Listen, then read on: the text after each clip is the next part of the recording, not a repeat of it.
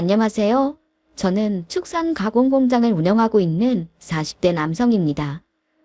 사실 사업을 하고 있는 사장이라면 사람을 잘 보는 눈을 가졌어야 하는데 저는 사람을 좋아할 줄만 알았지 잘 볼 줄은 몰랐었나 봅니다.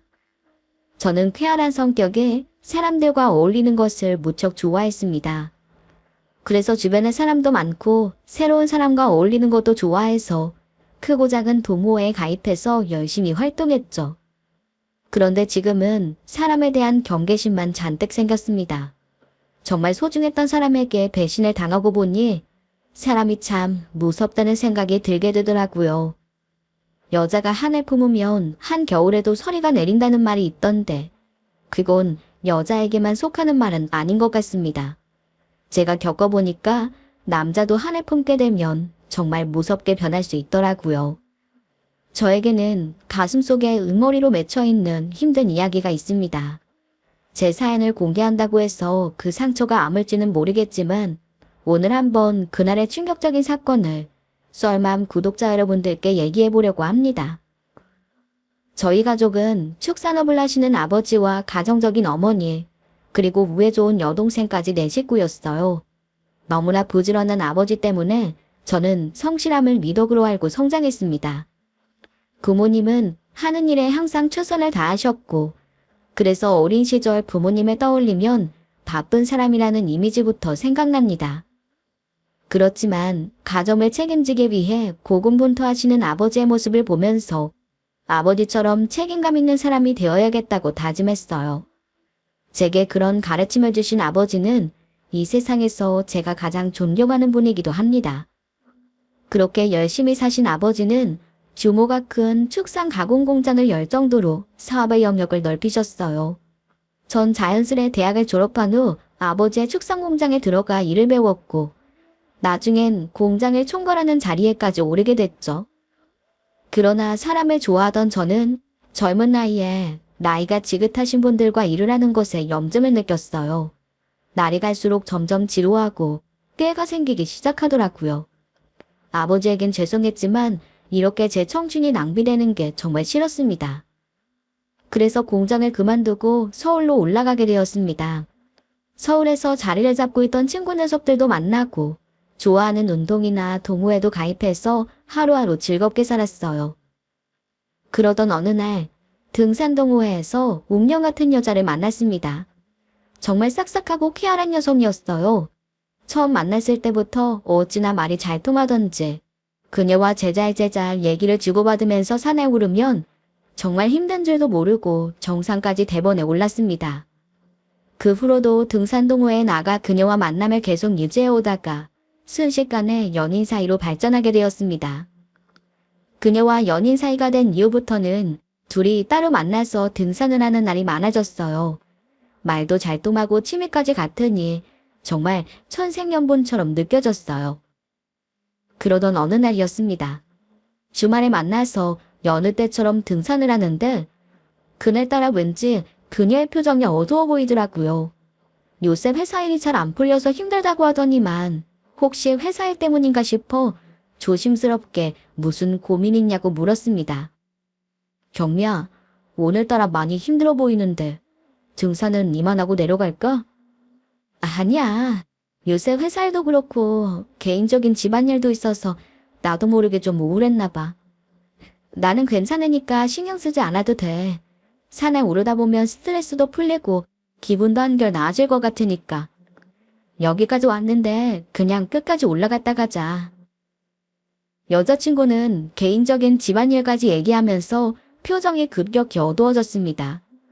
집안일이라고 하니 더 이상 캐묻는 것은 예의가 아닌 것 같아서 입을 다물고 산행을 계속 이어갔어요. 그렇게 뒷맛이 개운치 않은 등산을 마친 후 여자친구를 집으로 데려다주면서 시원하게 맥주 한 잔씩을 하고 가는 게 어떻겠냐고 제안했어요. 여자친구의 기색이 영 신경 쓰였거든요. 여자친구는 흔쾌히 좋다고 하더라고요. 그렇게 맥주를 한 잔씩 나눠 마시면서 여자친구의 뜻밖의 고민을 듣게 됐습니다. 그 고민은 그녀의 말처럼 지극히 개인적인 가정사였죠. 그 사람의 말을 들어보니 나는 참 행복하게 살았구나 하는 생각이 저절로 들더라고요. 사실 저는 항상 바쁜 부모님 때문에 섭섭하긴 했지만 늘 풍족했고 모자란 것 없이 다복하게 성장했습니다. 하지만 여자친구는 저와 완전히 반대 환경에서 살아왔더라고요. 그녀는 복잡한 가정사를 제게 털어놓았습니다. 항상 씩씩하던 여자친구가 힘 빠진 목소리로 울먹이며 과거사를 꺼내놓았어요. 우리 아버지 엄마 때문에 나는 하루도 편하게 산 적이 없어. 노름과 술독에 빠진 아버지, 허영심만 가득 차서 사치를 일삼는 엄마 때문에 어릴 적부터 안 해본 일이 없을 정도니까. 집에 압류딱지가 붙었던 적도 있고 물이 새고 곰팡이가 가득한 지하 단칸방에서도 꾸역꾸역 살아야 했어. 나랑 나이 차이가 많이 나는 동생도 내가 책임져야 했고. 근데 지금도 아버지는 돈만 생기면 도박장에 드나들면서 정신을 못 차리고 계셔. 어제는 회사 앞까지 찾아와서 나한테 돈을 요구하는 거야. 생활비, 동생 학원비 때문에 나도 정말 힘들어 죽겠는데. 여자친구는 이야기를 하면서 참았던 울분이 터진 듯 펑펑 눈물을 쏟았어요. 드라마에서나 볼 법한 그런 이야기들이 여자친구의 일이라고 생각하니 정말 어떻게 해야 할지 난처했습니다. 위로해주는 거 말곤 제가 할 수 있는 게 없었죠. 한참을 울던 여자친구는 사실은 지금은 겨우 조금의 살림살이만 들여놓고 원룸에서 생활하고 있다고까지 고백했습니다. 사치가 심한 엄마 카드값을 감당하기 어려워 그렇게 되었다고 하더군요. 매일 밝은 얼굴을 하고 있어서 그런 사정들이 있는지는 생각지도 못했습니다. 마음 같아선 경제적으로 도움을 좀 주고 싶었지만 섣불리 금전적인 도움을 주는 건 여자친구에게 부담을 주는 일 같았어요. 여자친구 역시 그런 제 도움을 단호하게 거부했고요. 그러나 저는 여자친구의 속사정을 듣고 나니 더욱더 큰 호감이 생겼습니다. 아니, 어떤 면에선 멋있어 보이기까지 하더라니까요. 극한 어려움에 빠졌지만 가족을 외면하지 않고 열심히 사는 모습에 이 사람이라면 온전한 내 가정을 꾸리고 살 수 있겠다는 생각이 들었습니다. 그래서 저는 그 여자에게 진심을 다해 청혼을 했고 결국 저희 두 사람은 짧은 연애를 마친 후 많은 사람들의 축복 속에서 결혼식을 올리게 되었네요. 하지만 말입니다. 바로 이게 제가 살면서 한 실수 중 가장 큰 실수이자 어마어마하게 후회되는 일입니다. 사실 그 여자와의 신혼생활은 연애 때부터 너무 잘 맞았기 때문에 더할 나위 없이 좋았어요. 아내가 워낙 싹싹하고 야무진 데다가 효심도 깊어서 저희 부모님도 당신들의 딸처럼 예뻐하셨죠. 아내는 정말 요즘 시대엔 보기 드문 며느리였습니다. 신혼 초엔 제가 완벽하게 자리를 잡지 못했기 때문에 저희는 맞벌이를 하고 있었어요. 회사 일에 집안일까지. 아내는 무척 피곤했을 텐데도 저희 부모님까지 신경 써서 챙겨주곤 하더군요. 당시에는 그런 아내가 정말 고마웠습니다. 제가 결혼하고 얼마 지나지 않아 저희 아버지의 생신이었는데요. 아내는 결혼하고서 처음 만난 시부모님의 생신인데 그냥 넘어갈 수 없다며 손수 장을 봐서 음식을 일일이 직접 준비하겠다고 하더라고요. 저도 어머니도 그런 아내를 말렸는데 아내의 고집을 꺾을 수는 없었어요. 경미야, 퇴근하고 장 봐서 음식까지 손수 준비하려면 시간 더 많이 걸리고 힘들 거야. 그렇다고 요리는 영 젬병인 내가 당신을 도와줄 수도 없는데 그냥 밖에 나가서 외식으로 하면 안 될까? 어머니도 괜찮다고 했잖아. 그런 거라면 걱정 붙들어 매. 옛날부터 우리 엄마가 집안일을 소홀히 하고 밖으로만 나다녀서 내가 어릴 적부터 밥도 짓고 반찬도 다 만들었는걸? 그것뿐인 줄 알아? 매일 동생 도시락까지 쌌던 실력이니까 서방님은 걱정 내려놓으시라고요. 그렇게 아버지의 생신날이 되었고 저희 가족 모두는 아내가 준비한 생신상을 보고 까무러치게 놀라고 말았죠. 생신상은 말 그대로 대관님 댁 잔치상이나 다름없었어요. 정말 상다리가 휘어질 정도로 한 상 가득 차려 있었습니다. 어떻게 아내가 이 많은 음식을 다 했는지 믿어지지 않을 정도였어요. 평소 말수가 적은 아버지도 엄지손가락까지 세우며 감탄하셨을 정도니까요. 그뿐만이 아니었어요. 아버지가 운영하는 공장 직원분들에게도 음식을 대접하고 싶다며 음식을 따로 준비했더라고요. 아버지와 어머니는 속 깊고 마음씨가 예쁜 며느리가 들어왔다며 입을 모아 칭찬하셨습니다. 단 한 번도 부모님 생신상을 준비할 생각조차 못했던 저와 제 여동생은 부끄러울 따름이었죠. 제가 이 집안에 며느리로 들어와서 처음 맞이하는 아버님 생신인데 제 손으로 만든 음식 꼭 대접해드리고 싶었어요. 부족한 솜씨라서 입에 맞으실지 모르겠지만 성의를 봐서 맛있게 드셔주세요. 아버님, 생신 정말로 축하드려요? 아내는 애교 섞인 목소리로 분위기를 한층 더 끌어올렸습니다. 흐뭇한 미소를 짓는 부모님을 보고 있으니까 제 어깨가 으쓱 올라가면서 섹시한 아내는 진짜 잘 얻었다는 생각이 절로 돌더라고요. 저는 그런 고마운 아내를 보며 이런 다짐을 했습니다. 이제 더 이상 아내를 고생시키지 말아야겠다고 말이에요. 아내가 저에게 따로 말하지 않았지만 결혼 후에도 장인 장모님과 남동생까지도 돕고 있는 눈치였거든요.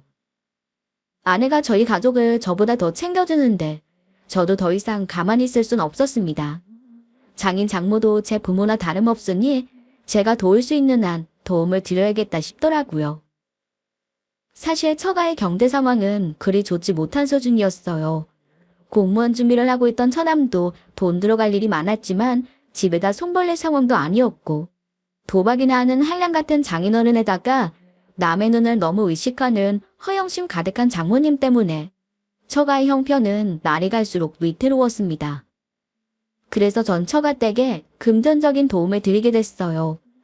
아내와 상의해서 처가댁에 정기적으로 생활비를 드리기로 했고 급한 빚들도 어느 정도 해결해 드렸죠. 또 그 당시 처남이 공무원 시험을 준비하고 있었는데 학원비가 정말 만만치 않았거든요.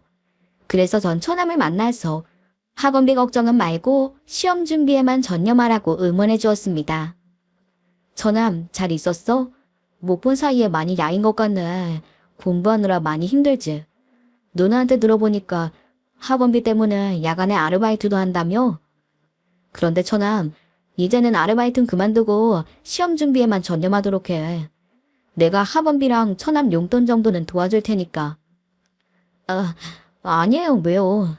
제가 지금까지도 누나 도움만 받아왔는데 이젠 제가 혼자 힘으로 알아서 해야죠.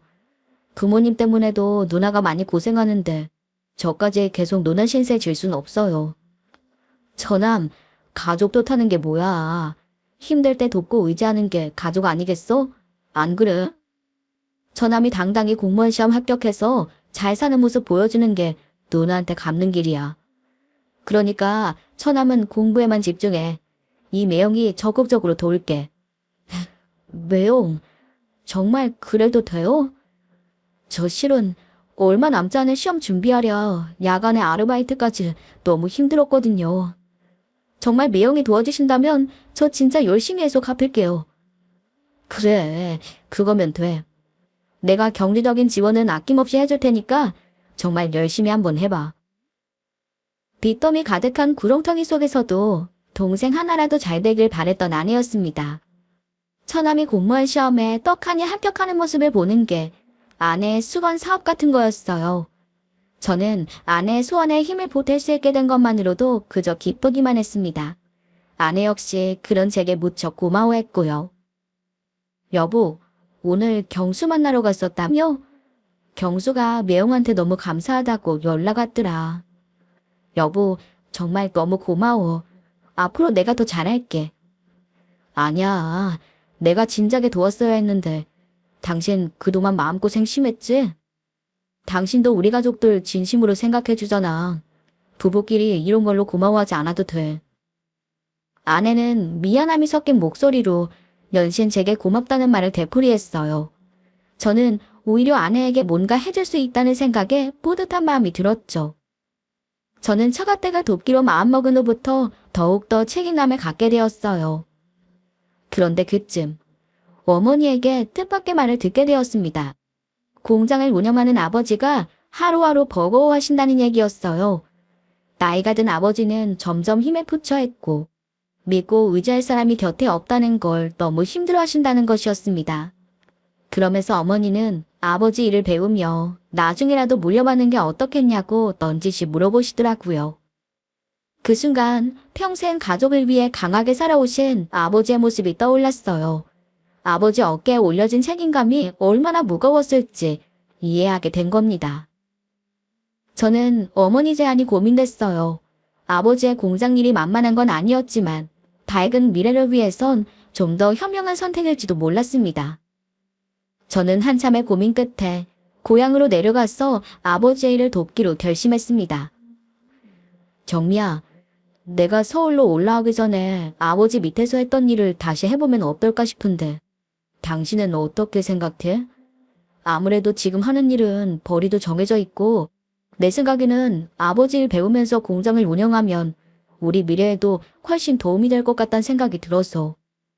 당신만 괜찮다면 다시 내려가서 해보고 싶은데 당신 생각은 어때? 정말? 나는 괜찮은 생각 같은데? 아버님도 연세도 있으신데 아무래도 옆에 오빠가 있으면 더 든든하실 거고 나는 상관없으니까 오빠가 잘 생각해보고 결정하면 될 것 같아. 그런데 혹시 우리 가족 때문에 오빠가 무리하려고 하는 건 아닌지 걱정되네. 혹시 또 엄마가 카드값 때문에 오빠한테 전화한 건 아니지? 아니, 그런 거 아니야. 그냥 우리가 더 행복하게 잘 살 수 있는 방법이 뭔지 고민해 본 거지. 내가 가장인데 단단하게 우리 집안을 지켜내는 게 맞는 거잖아.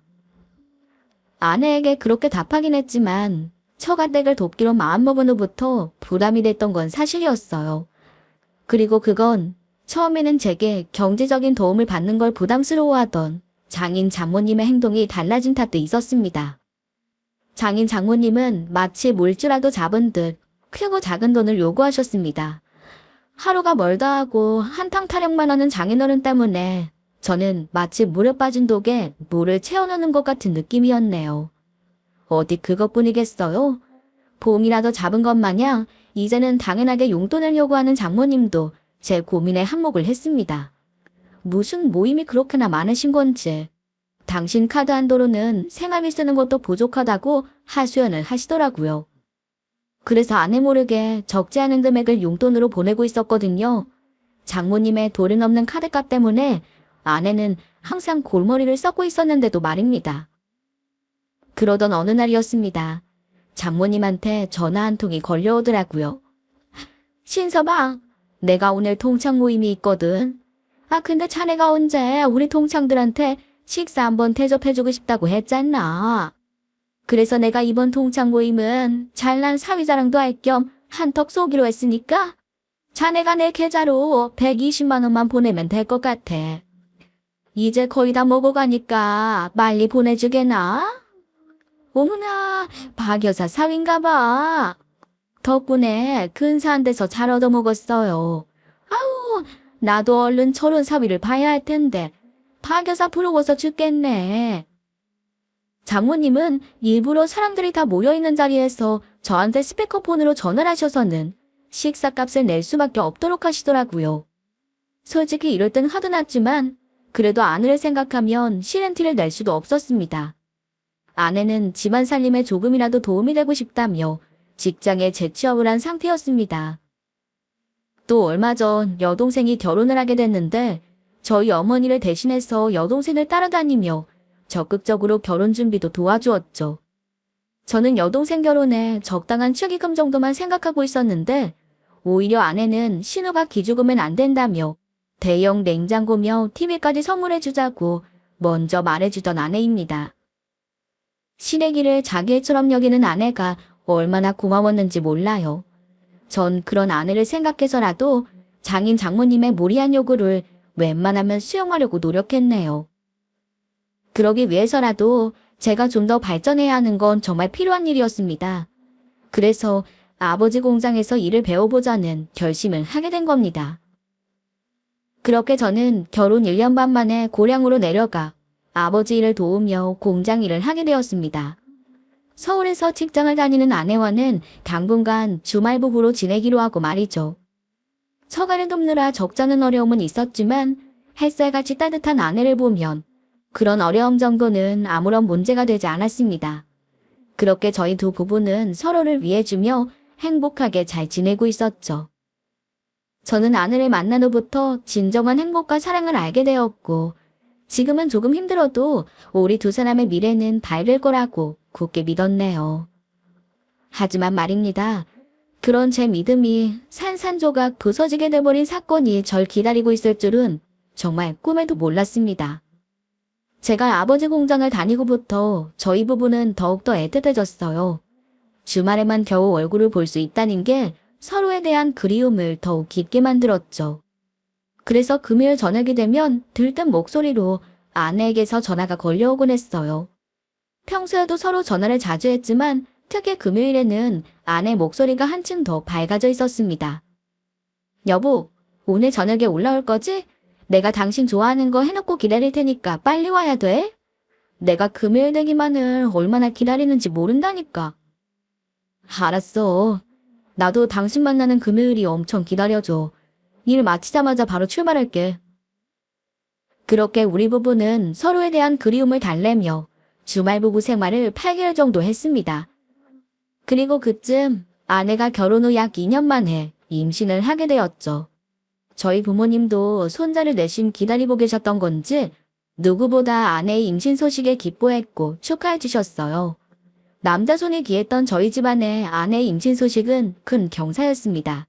만약 아내가 아들을 출산한다면 4대 독자가 태어나는 셈이었네요. 저도 이 세상에 저와 아내를 닮은 아이가 태어날 거라는 생각을 하니 정말 믿어지지 않을 정도로 기쁘더군요. 하지만 임신한 아내 곁을 지켜주지 못하는 현실 때문에 속도 상했습니다. 하필 그때가 아버지 공장에서 일을 하며 제 사업자를 하나 냈던 터라 정신이 없는 시기였어요.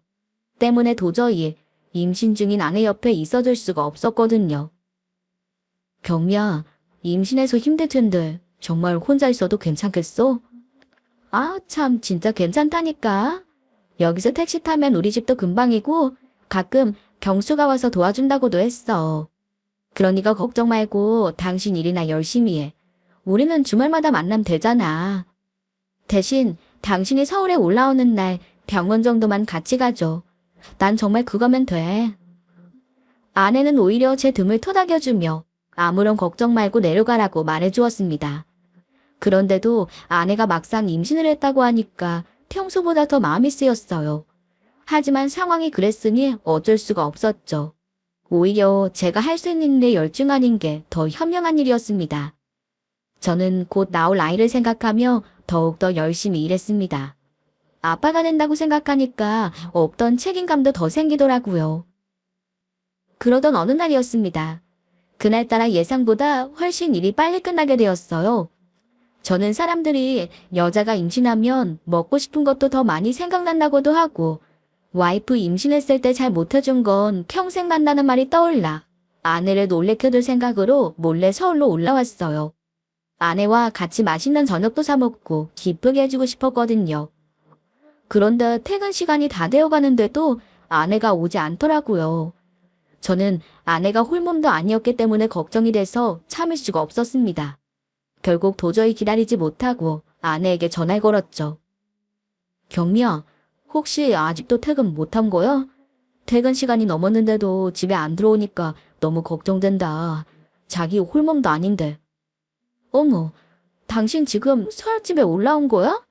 아니, 금요일도 아닌데 어떻게 올라왔어? 이번 주에는 일이 일찍 끝났어. 당신 몸도 무거워졌고 먹고 싶은 것도 많을 것 같아서 내가 챙겨주려고 얼른 올라왔지. 아, 뭐하러 그래. 나 아직도 생생하게 일 다니는 거 보면 모르겠어? 그 정도는 내가 알아서 챙길 수 있다고 했잖아. 그럼 벌써 지금 집에 와 있는 거지? 알았어, 금방 가. 안 그래도 오늘 일이 많아서 늦게 끝났는데 마침 퇴근하려던 참이었어. 그럼 집에서 봐. 저는 아내가 제 깜짝 등장에 뜰 듯이 기뻐할 줄 알았는데 아내의 반응은 떫은 감을 먹은 것처럼 떨떠름했어요. 아니, 오히려 싫어하는 눈치처럼 느껴지기도 했습니다. 아내 난색에 정말 서운하고 실망스럽더라고요. 그러나 그때는 임신하면 여자들이 예민해지고 무거운 몸으로 일까지 다니느라 피곤해서 그런 거라고 넘기고 말았죠. 사실 그때 아내의 이상한 기색을 눈치챘어야 했던 건데 말입니다. 어쨌든 그렇게 시간이 흘렀고 아내의 산딸이 임박해졌어요. 출산일이 정해져 있어도 아기가 언제 나올지 모른다는 말에 저는 서울로 올라가 아내 곁을 지키게 되었습니다. 그리고 출산일이 다가오자 아내가 산통을 하기 시작했습니다. 병원에 실려간 아내가 배를 부여잡고 고통스러워하니까 정말 정신이 혼미해지면서 어쩔 줄을 모르겠더라고요. 우리 아이는 엄마를 한참 괴롭게 한 후에야 세상 밖으로 나왔습니다. 엄마를 고생시킨 녀석이 얄미웠지만 직접 제 손으로 탯줄을 다루는 순간 가슴이 벅차오르며 감격스러웠네요. 하지만 지금은 그날을 생각하면 미칠 듯이 화가 치밀어 오릅니다. 그럼에도 아무것도 모르는 아이가 무슨 죄가 있겠습니까? 아무튼 당시 그 순간만큼은 정말 세상을 다 가진 듯 행복한 날이었습니다. 아이를 출산한 아내는 산후조리원에서 산후조리를 하기로 했는데 저는 또 다른 벌려놓은 일 때문에 아내와 산후조리원까지는 같이 못 들어가게 될 상황이었어요. 이미 아내에게 이해를 구했던 터라 아내는 괜찮다고 했지만 다른 사람들은 남편과 같이 산후조리원에 들어가는데 제 아내만 혼자 들여보내려고 하니 마음이 영 불편하더라고요. 그래서 일부러 장모님께 전화를 걸어 아내를 돌봐달라고 부탁드려봤지만 워낙 공세가 다망한 분이신지라 자기 딸이 출산을 했는데도 거절하시더라고요. 그래서 저는 어쩔 수 없이 저희 어머니한테 아내를 돌봐달라고 부탁했죠. 어머니는 여자가 애를 낳으면 친정엄마 정이 무척 그리울 텐데 아내가 안쓰럽다며 아내를 돌봐주기로 약속하셨어요. 그래서 저는 그나마 안심을 하고 일에 몰두할 수 있었습니다. 그런데 세상에 어떻게 이런 일이 벌어질 수가 있는 걸까요? 아내를 돌봐주기로 한 어머니한테 엄청난 이야기를 듣게 된 겁니다. 동우야, 새애기 남동생 키가 그렇게 컸었나? 내 기억으로는 동우 너 정도였던 것 같은데 그렇지 않아? 처남이요? 네 맞아요. 처남이 그렇게 큰 키가 아닌데. 근데 갑자기 처남 키는 왜요? 그치. 아무래도 사돈총각 얼굴도 내가 아는 얼굴이 아니다 싶었어. 아니 그러니까 내가 우리 며느리 주려고 소고기 듬뿍 넣어서 미역국하고 갈비찜을 만들어 갔는데 웬 키가 훤칠한 남자랑 같이 있는 게 아니겠어? 그래서 처음에는 사돈총각인가 싶었는데 아무리 생각해도 얼굴이 아닌 것 같더라고. 그래서 내가 새애기한테 물어보니까 걔가 정색을 하면서 남동생이 맞다고 하는 거야. 아무래도 다른 남자 같았는데 말이지. 네. 아이, 엄마도 참. 그 사람이 처남이라고 했으면 처남이 맞겠죠. 처남이 태어난 조카도 볼 겸 누나 상태도 살필 겸 조리원에 들렸나 보죠. 엄마도 처남 얼굴 결혼식 때 보고 못 봤잖아요. 정말 아니라니까. 내가 아무리 잠깐 봤어도 사람 얼굴은 잘 기억하는 편인데 그 남자는 정말 사돈총각이 아니었어. 근데 왜 새애기는 자꾸 사돈총각이라고 우기는 걸까? 아무래도 이상하지 않니? 어머니는 의심 가득한 목소리로 조리원에서 있었던 일을 얘기하셨어요. 저는 어머니에게 아내가 처남이라고 했으면 처남이 맞을 거라고 반박했지만 원래 눈썰미 좋은 어머니가 착각했을 확률은 정말 적었습니다. 어머니의 의심은 마치 전염병처럼 제게까지 번지기 시작하더군요. 어머니의 말을 듣고 보니까 아내의 행동 중 종종 느꼈던 미심쩍은 부분들이 떠올랐습니다. 사람이 한번 의심을 품기 시작하니까 정말 눈더미처럼 커지더라고요.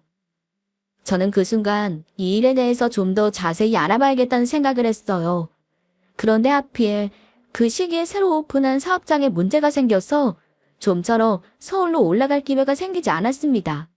마음은 복잡한데 일이 많으니까 이러지도 저러지도 못하는 상황이었죠. 그런데 그때 어머니에게서 다시 연락이 왔어요. 어머니는 말까지 더듬으며 엄청난 이야기를 하시더군요. 동우야, 이 일을 어쩌면 좋아. 내가 뭐라 그랬니? 그 남자 사돈총각이 아니라고 했잖아. 엄마, 그게 무슨 말씀이세요? 자세하게 얘기 좀 해보세요. 내가 오늘 조리원에 또 가봤는데 글쎄 그놈이 또 조리원에 와 있더라고. 내가 우연히 둘이 하는 얘기 들었는데 아무래도 세기가 우리를 속인 것 같아. 네? 경미가 우리를 속았다고요? 아, 글쎄 그놈이 꿀이 뚝뚝 떨어지는 눈을 하고서는 내 손주를 안고서 하는 말이 내 아들 그러는 게 아니겠어? 그리고 세기한테 이젠 내 새끼도 태어났는데 언제까지 이렇게 도둑질하는 것처럼 만나야 하는 거냐고 그러더라고. 도대체 맨날 이혼할 거라고 하더니 언제 이혼하고 나올 거냐고 하면서 말이야. 아, 근데 글쎄 새애기가 그놈한테 대답하는 말이 더 기가 막히더구나. 그 기집애가 아직 한몫 챙겨서 나가려면 멀었으니까 잠자코 기다리라고 하는 게 아니겠어? 내가 정신이 하나도 없고 너무 놀라서 부랴부랴 몰래 빠져나왔지만 아휴, 이게 다 무슨 난인지 모르겠다. 동우야, 네가 얼른 좀 알아봐라. 만약 저 애가 네 아들이 아니라면 정말 큰일이 아니겠어? 우리 집안에 다른 음식이 들어오면 어떡해? 엄마, 무슨 말인지 알았어요. 제가 최대한 빠르게 올라가서 알아볼 테니까 어머니는 일단 아무 소리 말고 진정하고 계세요. 제가 알아보고 말씀드릴게요. 아니지. 내가 그 년놈들만 남겨두고 갈 순 없지. 내가 병실 앞에 지키고 있다가 또 무슨 작당을 하는지 지켜보다가 요절을 내야겠다. 다시 조리원으로 가봐야겠어. 아니에요, 엄마. 혈압도 높으신데 괜히 큰일 나요. 일단 들어가시라니까요. 저는 흥분한 어머니를 겨우 진정시켰어요. 저도 어머니의 전화를 받고 망치로 머리를 얻어맞은 기분이었는데 직접 그 광경을 목격하고 귀로 들은 어머니의 충격은 아마 어마어마했을 겁니다. 쓰러지지 않은 게 다행일 정도였죠. 저는 그 길로 짐을 챙겨 서울로 올라갔어요. 그런데 제가 서울로 올라가고 있는 나중에 어머니에게 흥분한 목소리로 다시 전화가 걸려오더라고요. 동우야, 며느리 2년 아주 똥을 쳐마려년이야. 내가 너랑 전화 끊고 아무래도 그냥 못 본 척 할 수가 없어서 다시 올라가서 병실 문을 살짝 열고 들어가 봤더니 두 년놈들이 서로 끌어안고 붙어서 사랑 노름을 하고 있더라. 내가 너무 열이 받아서 고래고래 소리를 치니까 그제야 서스라치게 놀라더구나. 그리고 경미 그 앙큼한 년이 내가 다 봤는데도 뻔뻔하게 처남이라고 우기지 뭐냐. 그놈도 태어나게 나한테 사돈 어른이라면서 인사를 하지 않겠어? 내가 아주 기가 차서 뒤로 넘어갈 지경이다. 크게 흥분한 어머니는 아내가 바람을 피운 거라며 난리를 피웠어요. 저는 아내가 낳은 아이가 내 애가 아닐지도 모른다는 생각에 정신이 아득해졌어요. 그래도 만에 하나 어머니가 착각했을지도 모른다는 생각에 떨리는 손을 겨우 부여잡고 처남에게 전화를 걸었습니다. 처남, 나야. 그동안 잘 있었지? 처남 시험 며칠 안 남았는데 준비는 잘 돼가고? 그런데 처남, 혹시 어제 오늘 누나 조리원에 갔었어? 아, 매형. 근데 누나 벌써 출산했어요? 저는 누나한테 연락이 없어서 누나가 출산했는지도 몰랐네요. 제가 매형하고 누나한테 매번 도움받으면서 신경 못 써서 진짜 죄송해요. 아니야. 처남은 시험 준비만 열심히 해. 그러니까 누나한테 한 번도 가지 않았다는 거지. 그래, 알았어. 다음에 또 연락할게. 처남과의 통화로 모든 게 확실해졌습니다. 역시 어머니가 본 키 큰 남자는 처남이 아니었던 겁니다. 그제서야 아내가 저 몰래 불륜을 저질렀다는 확신이 들더군요. 하늘이 노랗고 눈앞이 캄캄했어요. 저는 조리원에 도착하자마자 신생아실로 걸음을 옮겼습니다. 신생아실에서 정경미 산모 아이라고 쓰여있는 글자를 보자마자 만감이 교차하더군요. 그리고 아내가 머물고 있는 방으로 올라갔습니다. 엄마와 이미 한바탕 하고 난 아내가 제게 먼저 손수치더라고요. 여보, 벌써 도착했어? 아, 어머니한테 얘기 들었지? 어머니가 아무래도 정신이 가물가물하신가 봐. 우리 경수 보고 자꾸 다른 남자라고 우기시는데 내가 설명하느라 얼마나 진땀을 뺐는지 몰라. 당신이랑 같이 있었다는 그 남자 정말 처남이 맞아? 그럼 경수 맞다니까. 당신까지 왜 이래? 설마 나 의심하는 건 아니지? 그럼 엄마가 봤다는 건 뭐야? 당신이 처남이랑 서로 끌어안고 엉뚱한 짓을 하고 있었다는데. 무슨 소리야? 내가 눈에 뭐가 들어가서 경수가 불어주고 있었는데 그걸 보고 착각하신 거지. 그래. 지금 당신이 한 말에 책임질 수 있어? 한몫 단단히 챙겨서 이혼해야겠다는 말도 들었다는데 그것도 엄마가 잘못 들으신 거야. 아니, 어머니가 그런 말씀도 하셨어. 어머니가 정말 왜 이러실까? 나한테 뭐 서운한 거 있었나? 빨리 똑바로 말하지 못해. 나 오는 길에 처남이랑 통화했어. 처남은 당신이 애 낳은지도 몰랐는데 내가 모르는 처남이 또 있기라도 한 거야. 당신 정말 뭐야? 도대체 무슨 짓을 벌이고 있는 거냐고. 꼬물이가 내가 맞긴 한 거야. 아니 여보, 그게 아니라 일단 진정해. 내가 다 설명해 줄게. 제가 계속 추궁을 하자 사색이 된 아내는 그제야 실토하기 시작했습니다. 사실 그 남자는 회사의 동료인데 자기를 예방적으로 좋아했다는 겁니다. 그래서 몇 번 식사를 하고 만나게 됐는데 계속 자신을 쫓아다녔다는 거죠. 그만 만나자고 아무리 거부를 해도 자신과 데이트를 했다는 사실을 가족에게 밝히겠다며 협박했다는 거였어요. 그래서 어쩔 수 없이 잘라내지 못하고 만남을 지속했는데 조리원까지 쫓아왔다는 겁니다.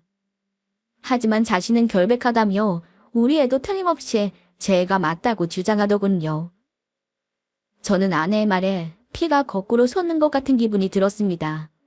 스토킹을 당했다는 아내의 변명이 고지고대로 들리지 않았어요. 도대체 어디서부터 잘못된 건지 갈피를 잡을 수가 없었습니다. 하지만 어쨌든 아내가 한눈을 팔았던 건 변하지 않는 사실입니다. 저는 그런 아내에게 이제 다시는 당신과 살 수 없을 것 같다고 이혼을 말했어요. 그러자 아내는 제게 무릎을 꿇고 손이 발이 되도록 빌기 시작하더군요. 여보, 우리가 사랑한 날들이 있잖아. 내가 잠시 외로워서 정신이 나갔었나 봐. 하지만 난 제자리로 돌아오려고 했어. 거머리 같은 그놈이 날 놓아주지 않아서 생긴 일이라고. 난 피해자야, 피해자. 그러니까 제발 이혼하자는 말만 하지 마. 우리 아기도 생각해야지. 제발. 전 그런 아내와의 관계를 어떻게 해야 할지 고민이 됐습니다. 저희 가족에게 헌신적이었던 아내가 어떻게 이런 배신을 할 수가 있는 건지 너무나 힘들었어요.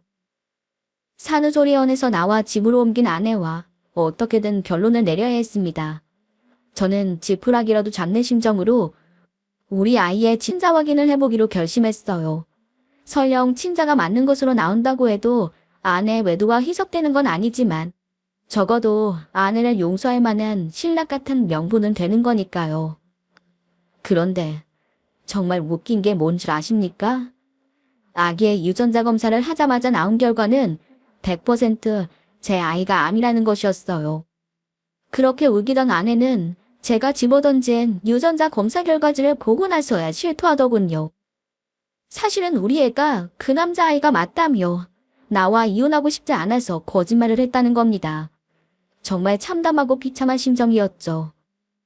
더 이상 용서고 자시고할 이유가 없었습니다. 저는 아내에게 이혼을 통보했고 그 남자에게도 위자료 청구 소송을 걸었어요.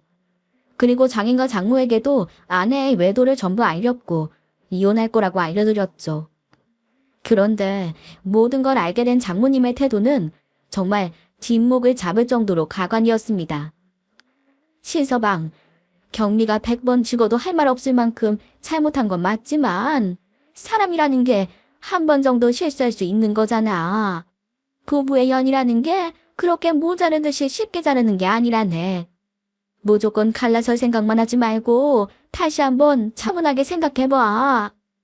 자네가 통 크게 용서해주면 경미가 평생 은인으로 삼고 얼마나 잘하겠어. 그러니까 신서방, 내 얼굴 봐서라도 너그럽게 한 번만 용서해주게나. 응? 우리가 신서방 없이 어떻게 살아? 안 그런가? 그런 장모님에게 정말 해줄 말이 없더라고요. 장인과 장모는 우리가 이혼을 하면 경제적인 도움이 끊어질 것만 걱정된 거죠.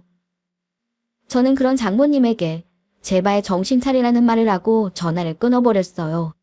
그리고 잘 아는 변호사에게 의뢰를 해서 아내에게 이혼 소송을 걸었습니다. 당연히 아내와 상간남은 거액의 위자료를 지급하라는 결과가 나왔고 저는 아내와의 결혼 생활에 종지부를 찍을 수 있었네요. 그렇다고 아내를 진짜 사랑이라고 믿은 제 상처가 아문 건 아니었어요. 그저 사람 보는 눈이 썩은 동태눈깔보다 못한 저를 탓할 뿐이었습니다. 아내와 이혼한 지 벌써 몇 년이란 시간이 흘렀네요. 여자도 잘못 만나고 처가 식구들도 잘못 만나서 인생을 망칠 뻔한 걸 생각하면 아직도 등줄기가 서늘합니다. 그나마 제대로 정신이 박힌 건 처남뿐이었죠. 처남은 누나와 가족들의 파렴치한 행동을 자신이 대신 사과했어요. 이혼이 전부 마무리가 된 이후 처남은 제게 따로 연락을 해와서는 만나자고 하더라고요. 매형, 정말 죄송해요. 저 매형 덕분에 공무원 시험 합격했어요. 하지만 전 매형이 그런 일을 겪은 줄도 모르고 매형한테 도움만 받았네요. 정말 죄송해요, 매형. 제가 누나를 대신해서 대신 사과드립니다. 처남의 진심 어린 사과는 적잖게 위로가 됐네요. 그래도 아내 집안에 멀쩡한 사람이 한 사람이라도 있다는 게 천만 다행이라고 생각합니다. 이만 제 사연에 맞춰야 할 것 같습니다. 끝까지 들어주셔서 정말 감사합니다.